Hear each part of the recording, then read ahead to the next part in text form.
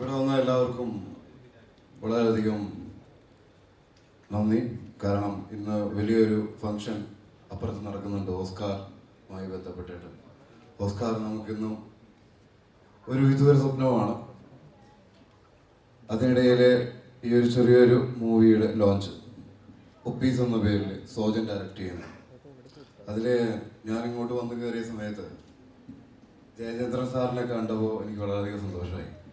കാരണം ഞാൻ ആദ്യമായിട്ടൊരു ക്യാരക്ടർ ചെയ്ത ഗദ്ദാമ എന്ന് പറയുന്ന ചിത്രത്തിൽ വെച്ച് സാറ് എൻ്റെ അടുത്ത് പറഞ്ഞു, ഷൈനിലെ എനിക്ക് ഒരു സ്പാർക്ക് കാണാം എന്ന് പറഞ്ഞത് ഓർമ്മയുണ്ടോ? അന്ന് എനിക്കൊരു പേന തന്നിരുന്നു പുള്ളി ഗിഫ്റ്റായിട്ട്. സാർ ഓർക്കുന്നുണ്ടോയെന്ന് അറിയില്ല. ഗദ്ദാമയുടെ 50-ാം ദിവസം ആഘോഷിക്കുന്ന സമയത്ത് ഒരു തുടക്കക്കാരനെ സംബന്ധിച്ച് അത് വളരെ വലിയൊരു പ്രോത്സാഹനമായിരുന്നു. കാരണം ഒരു ആക്ടർ ഉണ്ടാവുന്നത് ഒരിക്കലും ഇൻഡസ്ട്രിയുടെ സപ്പോർട്ട് കൊണ്ടല്ല, വേറെ ഏതൊരു പ്രൊഫഷനിലും അല്ലെങ്കിൽ വേറെ ഏതൊരു ക്രൂ ആണെങ്കിലും ക്യാമറമാൻ ആണെങ്കിലും എഡിറ്റർ ആണെങ്കിലും ഡയറക്ടർ ആണെങ്കിലും അവർക്കൊക്കെ അസിസ്റ്റൻ്റായി നിന്നുകൊണ്ട് ഇൻഡസ്ട്രിയിൽ വളരാനുള്ള അവസരമുണ്ടെങ്കിൽ ഒരു ആക്ടറിന് മാത്രമാണ് ഒരു ആക്ടറിൻ്റെ അസിസ്റ്റൻ്റായി നിന്ന് പോലും വളരാനുള്ള അവസരമില്ലാത്തത്. ഒരു ആക്ടർ ഉണ്ടാവുന്നത് അയാളുടെ തന്നെ ഒരു ഒറ്റ ബുദ്ധിക്ക് ഇറങ്ങി പുറപ്പെടുകയും അയാളുടെ തന്നെ കുറേ സ്വപ്നങ്ങളും ഭ്രാന്തും കൊണ്ട് തന്നെ എവിടെയൊക്കെയോ എങ്ങനെയൊക്കെയോ ഉണ്ടായി വരുന്നതാണ്.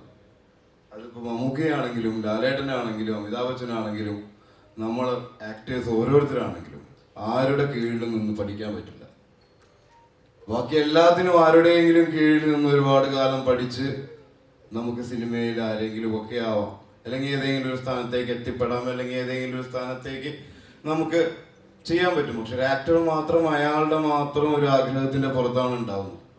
അപ്പൊ അങ്ങനെയുള്ള അവസരങ്ങളിൽ ഒരു ആക്ടറിന് ഒരു അവസരം കിട്ടുന്നു, ഒരു പടത്തിലൊരു ക്യാരക്ടർ ചെയ്യാൻ പറ്റുന്നു, അത് ആളുകളിലേക്ക് എത്തുന്നു, ഇഷ്ടപ്പെടുന്നു. അങ്ങനെയുള്ള സമയങ്ങളിൽ ഇങ്ങനെയുള്ള പ്രോത്സാഹനങ്ങൾ പണ്ടൊരിക്കലും ഒരു IPS കാരൻ പറഞ്ഞത് ഓർമ്മയുണ്ട്. കലാകാരന്മാർക്ക് അല്ല ഇവിടെ അവാർഡ് കൊടുക്കേണ്ടത് പാടത്ത് കൃഷി ചെയ്യുന്നവർക്കാണ്. പാടത്ത് കൃഷി ചെയ്യുന്നവർക്ക് അവരുണ്ടാക്കുന്ന ഫലത്തിന് നല്ല കാശാണ് കൊടുക്കേണ്ടത്, അവാർഡല്ല കൊടുക്കേണ്ടത്. അവാർഡ് കലാകാരന്മാർക്ക്. ആ ഒരു അവാർഡിന്റെ പേരിലാണ് അവന് ഒരുപാട് കാലം മുന്നോട്ട് പോകാനുള്ള മൈലേജ്. അവന് കുറെ കാശ് കൊടുത്തുകൊണ്ട് കാര്യമില്ല. കർഷകന് അവനുണ്ടാകുന്ന ഫലത്തിന് കാശും കലാകാരന് അവാർഡ്. അതാണ് ശരി. അല്ലാതെ IPS ബുദ്ധിയിലുണ്ടാവുന്ന ഈ ഒരു തോന്നലുകളൊക്കെ എന്താണെന്ന് അറിയില്ല. അപ്പൊ അങ്ങനെ ഒരു പ്രോത്സാഹനത്തിന്റെ മുകളിലാണ് നമ്മളൊക്കെ പിടിച്ച്, ഞാൻ പറഞ്ഞ ചേട്ടൻ അന്ന് തന്ന ഒരു പ്രോത്സാഹനം. പിന്നെ നിങ്ങൾ ഓരോരുത്തരും ഓരോ പടങ്ങൾ കഴിയുമ്പോഴും, അതിനുശേഷം ഭീഷ്മ കഴിഞ്ഞു, ഒരു ആക്ടറിന് അഹങ്കരിക്കാവുന്ന എല്ലാ രീതിയിലും, ഒരു വ്യക്തിക്ക് അഹങ്കരിക്കാവുന്ന രീതിയിലെല്ലാം ഞാൻ നിങ്ങളുടെ മുന്നിൽ ഒരുപാട് ആട്ടങ്ങളാടി. അത് കുറെ പേർക്ക് ഇഷ്ടപ്പെട്ടു, കുറെ പേർക്ക് ഇഷ്ടപ്പെട്ടില്ല, കുറെ പേർക്ക് അതിലെ അഭിപ്രായ വ്യത്യാസങ്ങളുണ്ട്. ഇപ്പോഴും ഞാൻ എന്തൊക്കെയോ അടിച്ചത് കൊണ്ടും അടിക്കാത്തത് കൊണ്ടും എന്നൊക്കെയാണ് പറയാൻ. ആളുകൾ എൻ്റെ ഇന്റർവ്യൂ കണ്ടിട്ട് പറയും, മുന്നത്തെ ഷൈൻ ടോം ചാക്കുമല്ല ഒരുപാട് മാറി. അപ്പൊ മുന്നേ ഞാൻ ഒരിക്കൽ പിടിക്കപ്പെട്ടത് അടിക്കാത്തത് കൊണ്ടാണ്, അടിക്കാതിരുന്ന കാലത്താണെന്ന് സമ്മതിച്ചപ്പോൾ അല്ലേ, ഇപ്പോഴാണ് അടിക്കുന്നുള്ളൂ. അപ്പൊ അടിക്കാത്ത ഒരാളെ പിടിച്ചൊരു കൂട്ടിലാക്കി അടിക്കുന്നവനാക്കി തീർത്തു. അതിനാരും ഉത്തരവാദിത്വം പറയും? ഈ പറയുന്ന നിയമങ്ങളും നിയമപീഠങ്ങളും അതിനൊരു ഉത്തരം തരുമോ? ഇവിടെ അകത്ത് കിടക്കുന്നവരാണെങ്കിലും പുറത്ത് കിടക്കുന്നവരാണെങ്കിലും അധികവും ഇതുമായി ബന്ധപ്പെടാത്തതും നിരപരാധികളുമാണ്. ഒരിക്കകത്ത് കടന്ന് പുറത്ത് വന്നു കഴിഞ്ഞാൽ പിന്നെ അവന് ഒരിക്കലും നേരെയാവാനുള്ള ഒരു അവസരം പോലും സമൂഹം കൊടുക്കില്ല. വീണ്ടും ഒരു IPS കാരൻ പറഞ്ഞത് ഞാൻ കേട്ടു, ഇവനൊക്കെയാണോ ഇപ്പൊ സിനിമയിൽ വലിയ ആള്? ഏത് പണ്ട് കൊക്കൈൻ കേസിൽ പിടിക്കപ്പെട്ടു എന്ന് പറഞ്ഞു. പണ്ട് കൊക്കൈൻ കേസിൽ പിടിക്കപ്പെട്ടു, അതിന് ശിക്ഷ അനുഭവിച്ച് പുറത്തു വന്നാൽ അയാൾ നല്ലതാവുന്നത് സമൂഹത്തിന് കാണാൻ പറ്റാത്തൊരവസ്ഥ പിന്നെ എന്തിനാണ് പനിഷ്മെന്റ്? ഒരാൾ ഒരു കുറ്റം ചെയ്ത് പനിഷ്മെന്റ് കിട്ടി പുറത്തു വന്ന് നന്നാവുന്നതിന് വേണ്ടിയിട്ടല്ലേ ഈ പനിഷ്മെന്റ് കൊടുക്കുന്നത്, അല്ലേ? അപ്പൊ നന്നാവുമ്പോ പറയാ ഇവനൊക്കെ എന്തിനാ നന്നായതെന്ന്. അങ്ങനെയുള്ളവർ നിയമങ്ങൾ പാലിക്കാൻ വേണ്ടി നിയമം കൈകാര്യം ചെയ്യുന്ന നാട്ടില് എങ്ങനെയാ കുറ്റകൃത്യങ്ങൾ കുറയാ? ഞാൻ വെറുതെ തമാശയ്ക്ക് പറയും, customer is the king. So കുറ്റങ്ങൾ ചെയ്ത് കോടതിയിൽ വരുന്നവരാണോ കസ്റ്റമർ? ആണോ? Who is the customer in court?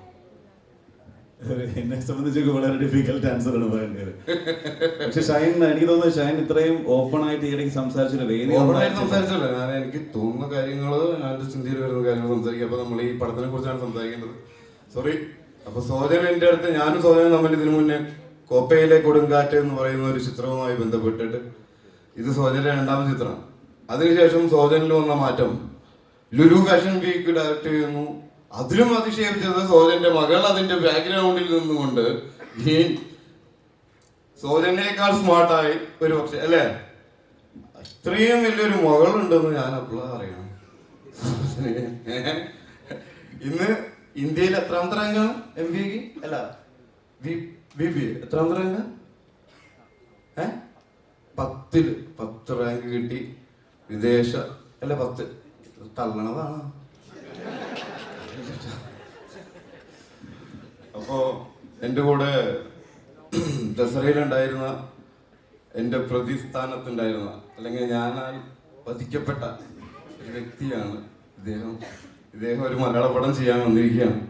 അപ്പൊ നമുക്ക് മലയാള പടത്തിൽ അഭിനയിക്കാൻ വളരെയധികം ആഗ്രഹം ഉണ്ടായിരുന്നു, അല്ലേ? മലയാളം അറിയില്ല, എനിക്കാണെങ്കിൽ ഇംഗ്ലീഷും അറിയില്ല, തെലുങ്കും അറിയില്ല. തെലുങ്കിൽ ആകെ അറിയണ ఆడు నీకు సూరిగా నచ్చి పెళ్లి చేసింది, నేను పెళ్ళైన రాత్రి సీర చూడముడలేదు గొప్ప. അത് I am talking about your character. ఆడు నీకు సూరిగా నచ్చి పెళ్లి చేసింది, പെടലേന രാത്രി ചീര ചൂടമുള്ളേന. അതായത് കീർത്തിയുടെ സാരിത്തുമ്പ് തൊടാൻ അനുവദിച്ചില്ല തന്നെ. അതിനു മുന്നേ എപ്പോഴും ഗൊപ്പ. ഞാൻ എന്റെ മഹത്വത്തിനെ കുറിച്ച് പറയാണ്, ആരുടെ അടുത്ത്? കീർത്തിയുടെ അടുത്ത്. ആ ഒരു ഡയലോഗാണ് എനിക്ക് ഇപ്പോഴും പറയാൻ പറ്റുന്നുള്ളൂ കറക്റ്റ് ആയിട്ട്.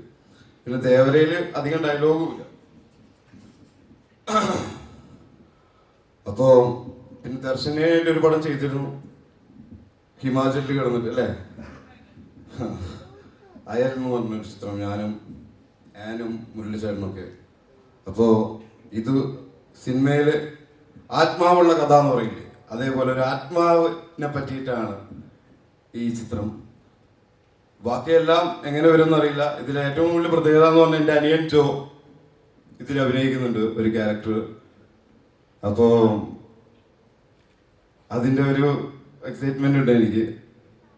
അവൻ എന്തൊക്കെയാണ് എനിക്കെതിരെ പടക്കൊപ്പുകളുമായി വരുന്നതെന്ന് എനിക്കറിയില്ല. ഇവര് നേരത്തെ ഡിസ്കഷൻ തുടങ്ങിയിട്ടുണ്ട്, സോജനും ജോഗുണ്ടൊക്കെ. അപ്പൊ ഞാൻ ജോഗുന്റെ അടുത്ത് ചോദിക്കും, ജോഗുട്ട് എന്താണ് കഥ, എന്താണ് ഐഡിയ? അപ്പൊ അവൻ പറയും നല്ല പരിപാടിയാണ്. പിന്നെ സോജനോട് പറഞ്ഞു നമുക്കൊന്ന് ഇരിക്കണം. ഞാൻ നേരത്തെ ചോദിക്കാത്ത എന്താന്ന് പറഞ്ഞാൽ, നേരത്തെ ചോദിച്ചിട്ട് ആറിയ കഞ്ഞി പഴങ്കഞ്ഞി ആവാതിരിക്കുക അല്ലേ, അതിനോട് അനുബന്ധിച്ച് ചോദിക്കാന്ന് വിചാരിച്ചിട്ടാണ്. അപ്പൊ എന്തായാലും ഇന്നു മുതൽ നമ്മൾ ചോദ്യങ്ങളും ഉത്തരങ്ങളും ഒക്കെ ആയിട്ട് ഏറ്റുമുട്ടാൻ തുടങ്ങും. സന്തോഷേട്ടൻ ക്യാമറ ചെയ്യാൻ വരുന്നുണ്ട് എന്ന് കേട്ട് കുറെ കാലമായി പറയണം, സന്തോഷേട്ടൻ വരും. സന്തോഷേട്ടനെ കണ്ട് വളരെയധികം സന്തോഷം. ഒരു ചിത്രം ആദ്യം കാണുന്നത് ക്യാമറമാനാണ്. ക്യാമറമാന്റെ ആംഗിളുകളിലൂടെയാണ് ഒരു ചിത്രം ഉണ്ടാവുന്നത്, പുതിയൊരു ചിത്രം, പുതിയ ആംഗിളുകളും എല്ലാം. അപ്പം നമുക്ക് നല്ലൊരു ചിത്രത്തിന് വേണ്ടി കാത്തിരിക്കാം. എല്ലാവരുടെ സപ്പോർട്ടും ഉണ്ടാവണം. Thank you so much, Shine. Thank you. All the best. Thank you. Shine Tom ചാക്കോയാണ് നമ്മളോട് എന്താ പറയുക, വളരെ ഇൻസ്പയറിംഗ് ആയിട്ട് കുറേ നേരം നമ്മളോട്